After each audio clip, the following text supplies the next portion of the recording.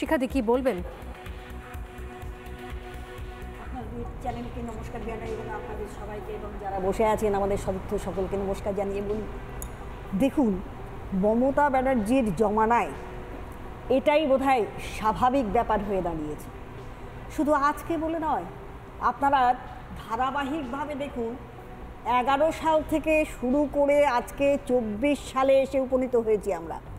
এখানে শুধু ধর্ষণ ধর্ষণ ধর্ষণ।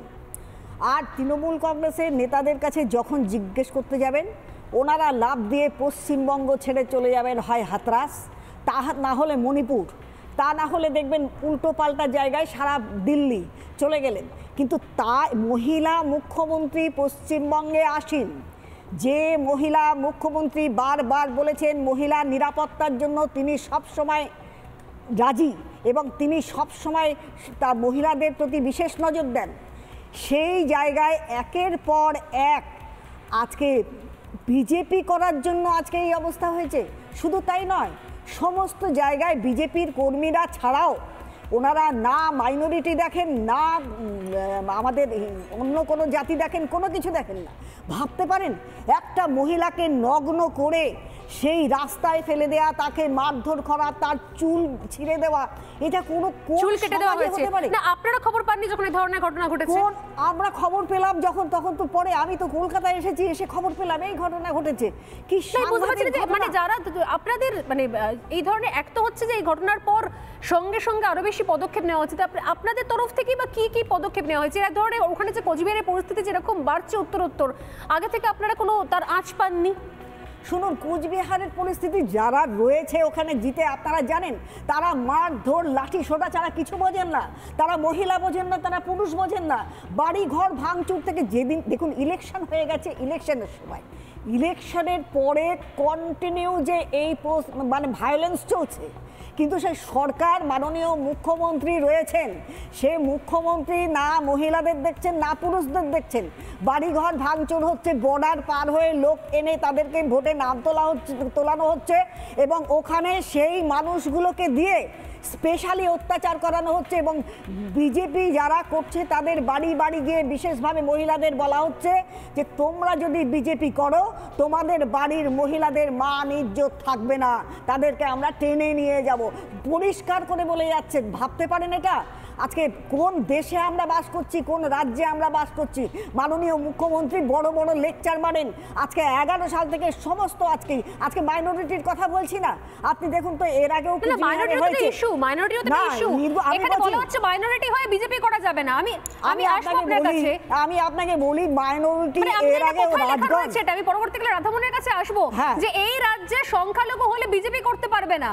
দাসখত লেখা দিয়েছে সংখ্যালঘু সম্প্রদায়ের নারী এবং পুরুষ, শুধুমাত্র তৃণমূল কংগ্রেস করব আর অন্য কোনো দলে যেতে পারবো না। আর যদি তৃণমূল কংগ্রেস ছেড়ে অন্য কোনো দলে যায়, বিজেপিতে নাম লেখায়, তাহলে তার এই পরিণতি করে দেওয়া হবে।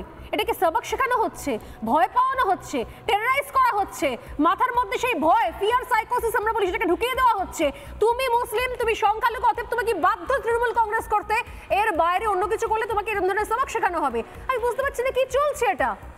আর আপনাদের দলের কি আর কোনো সংখ্যালঘু নেতা কর্মীরা নেই? তারা কি সবাই একই রকমের ট্রিট পাচ্ছেন? কারণ এর আগেও তো একাধিকবার এরকম লোকে বলেছে। আমার নিজের বিধানসভায় মতিউর রহমান যিনি আছেন, একটু শুনতে হবে, মতিউর রহমান উনি বিজেপি করেন বলে তাকে মিথ্যা কেস দেওয়া হয়েছে, তার বাড়ি গিয়ে ভাঙচুর করা হয়েছে, তাকে মারধর করা হয়েছে। তিনি হয়তো আজকে হয়তো বেল নেবেন। শুধু তাই নয়, যারা বিজেপি করছে তাদের পুরো তাদের বাড়িতে গিয়ে থ্রেট করা হচ্ছে। আমি আসছি, কোন বিজেপি রাধামোহন বলছেন, হাত তুলছেন, ফাল্গুনিদি অনেকক্ষণ আপনি আছেন, ফাল্গুনিদি কি বলবেন? আপনি তো এর আগে সন্দেশখালীর ঘটনা নিজের চোখে দেখে এসেছিলেন, বলা হয়েছিল সেটাও সাজানো ঘটনা, মিথ্যে ঘটনা। এবার হাস্যকর গিরীন্দ্রনাথ বর্মন স্থানীয় তৃণমূল কংগ্রেস নেতা, আমি জানি না কোত্থেকে ট্রেনিং পান এনারা, কিছু না জেনে না বুঝে আগেই বলে দিলেন দেখতে হবে তৃণমূল যে বিজেপি এটা সাজিয়ে গুছিয়ে নাটক করছে কিনা। একজন মা, তার 2 সন্তান রয়েছে, তার স্বামী বাইরে থাকে, তিনি একজন সংখ্যালঘু সম্প্রদায়ভুক্ত, তিনি নিজের সর্বস্ব খুলে রাস্তায় শুয়ে ক্যামেরাম্যান ডেকে এনে ফটোশুট করে সেই ছবি লোকের হাতে হাতে দিয়ে তিনি নাকি নাটক করছেন।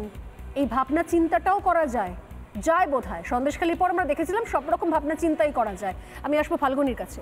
দেখুন, এখানে এই পশ্চিমবঙ্গে অঘোষিত ইমার্জেন্সি চলছে, আমরা বারবার বলেছি, কারণ এখানে মাইনরিটি যারা আছে, মুসলিম মহিলা সে কেন বিজেপি করবে, তার জন্য তার উপরে মধ্যযুগীয় বর্বরতা, যেটা আজকের সমাজে এটা গ্রহণযোগ্য কিনা সেটা একমাত্র তৃণমূলই বলতে পারবে। কারণ তারা বারবার মণিপুরের দিকে বলে যে মণিপুরে কেন সবাই চুপ রয়েছে, মণিপুরে কি হচ্ছে।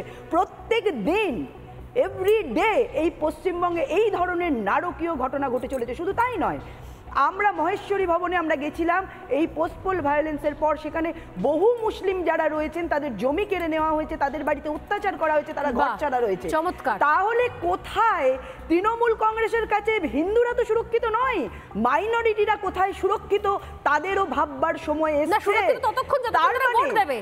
যতক্ষণ তারা ভোট দেবে একদম এই মাইনরিটিদের এই তৃণমূল কংগ্রেস ভোট ব্যাংকের একটা জিনিস বলে, ভোট ব্যাংকের রাজনীতি করার জন্য তাদের ভোট ব্যাংকের কারিগর হিসাবে তাদেরকে যা চিহ্নিত করেছেন, কখনোই তাদের উন্নয়ন, তাদের শালীনতা, তাদের অন্য কোনো বিষয়ের এগিয়ে নিয়ে যাওয়া, সেটা কিন্তু কখনোই মমতা ব্যানার্জি ভাবেননি। এবং আমরা সন্দেশখালীতেও বারবার গিয়ে দেখেছি মহিলাদের ওপর যে ধরনের নির্যাতন হয়েছে এই পোস্টপোল ভায়োলেন্সকে নিয়েই। এসটি একটা গ্রামে আমরা ঢুকেছিলাম এই পোস্টপোল ভায়োলেন্সের পরে, আমাদের যে টিম এসেছিল আমরা তার সাথে গেছিলাম, সেখানে দেখেছি তাদের জল বন্ধ করে দেওয়া হয়েছে, কারণ সেই গ্রামে সেইখানে বিজেপি লিড দিয়েছে সেই জন্য। তো এই রকম পরিস্থিতি যেখানে যেখানে বিজেপি লিড দিয়েছে, প্রত্যেকটা জায়গায় যেরকম মহিলা, সেরম পুরুষ, সেরম যুব, প্রত্যেকের ওপর একটা আক্রমণ শানানো হচ্ছে এবং তাদের ব্যবসা বন্ধ করে দেওয়া হচ্ছে, মহিলাদের ওপর অত্যাচার করা হচ্ছে। আমি আবার এটাকে বলছি, রিপিট করছি, যে এখানে অঘোষিত ইমার্জেন্সি চলছে এবং এখানে এই তৃণমূল কংগ্রেস যে শাসন কায়েম করেছে সেটা মধ্যযুগীয় বর্বরতাকেও হার মানায়। না না, এটা নিয়ে তো প্রতিবার নাকি এত বড় বড় আমরা এদিক ওদিক, এ রাজ্য ও রাজ্য, মণিপুর থেকে শুরু করে কত বড় বড় প্রোটেস্ট দেখলাম, র্যালি দেখলাম। আমি অপেক্ষা করব শাসক দলের তরফ থেকে নেতা মন্ত্রী সবাই নামবেন, কোচবিহারের যে ভয়ঙ্কর দৃশ্যের সাক্ষী থাকলেন তারা নিশ্চয়ই তারা প্রতিবাদ জানাবেন। যদি না জানান তাহলে সত্যি সত্যি বুঝতে হবে যে আসলে চোখটা বন্ধ করে এই রাজ্য সরকার চলছে। রাধামণি বাবুর কাছে আসার আগে একটা ছোট্ট বক্তব্য শোনাবো, আরও একজনের বক্তব্য উত্তরবঙ্গ থেকেই, সংখ্যালঘু সম্প্রদায় থেকে এসে বিজেপি করছে। যদিও বিষয়টা শুধুমাত্র সংখ্যালঘু সংখ্যাগুরুর মধ্যেও সীমাবদ্ধ থাকবে না, কারণ যেখানে এই ধরনের পরিণতি হয় কোনো মহিলার রাজনৈতিক কর্মী হিসেবে, সেখানে কোনো মহিলা সুরক্ষিত নয়। কোনো রাজনৈতিক দল করলে, কোনো জায়গার, কোনো ধর্মের হলে, কোনো বর্ণের হলে, কোনো প্রফেশন থেকে এলে কেউ সেখানে সুরক্ষিত হতে পারে না, যেখানে মানসিকতাই এই। শুনুন একবার সেদিন কি বলেছিলেন ওই মহিলা। ভোটের পরবর্তী রেজাল্ট হওয়ার পর থেকে আমি ঘরের বাড়ি যেতে পারছি না। আমার একটা নাবালক বাচ্চা আছে 5 বছরের, সেটাকে নিয়ে আমি বাইরে আসি। আমাকে অনবরত হুমকি দেওয়া হচ্ছে, আমাকে উঠাই নিয়ে যাবে এবং শ্লীলতাহানি করবে, ঘর বাড়ি ভাঙার জন্য অনেক হুমকি দিচ্ছে, বাড়ি যাচ্ছে আসছে, সব সময় আমাকে ফোন করছে আর হুমকি দিচ্ছে। আমার কাছে রেকর্ডিংও আছে অনেক এরকম। এবং আমি সংখ্যালঘু থেকে আমাকে বলে আপনার একটাই দোষ, আপনি মুসলিম হয়ে কেন বিজেপি পার্টি করেন, আমাকে এভাবে হুমকি দেয়। বলে আপনার কোনো দোষ নেই, আপনার একটাই দোষ, আপনি মুসলিম হয়ে কেন বিজেপি পার্টি করেন।